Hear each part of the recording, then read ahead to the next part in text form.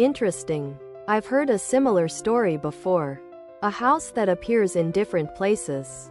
Your grandma is wise.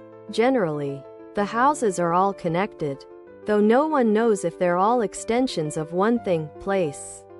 Or if it's a funny garden. Sometimes I wet my plant's vintage shirt. People tend to die in them or go mad if they survive. Glad you're okay. There's more than one house. By that I mean I found houses on that same road in half a dozen cities. Funny garden. Sometimes I wet my plant's vintage shirt. Tank top. V-neck. Ladies' tee for men and women. Funny garden. Sometimes I wet my plant's vintage shirt. Tank top. V-neck. I'm curious. People keep telling me that there is a story very similar to this. Can you point me in the direction of that story so I can read it?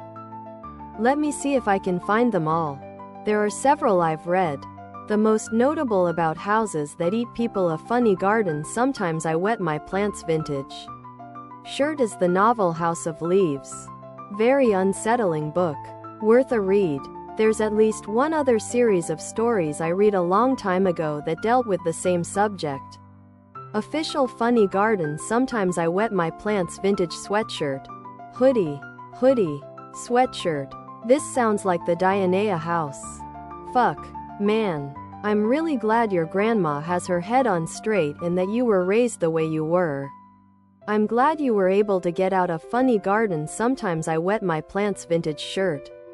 The Dianea house is a series of houses that acted like a Venus flytrap. Hence the name. Luring people in and then basically eating them. I wonder if it was because spending 15 years in that other house left some sort of other product.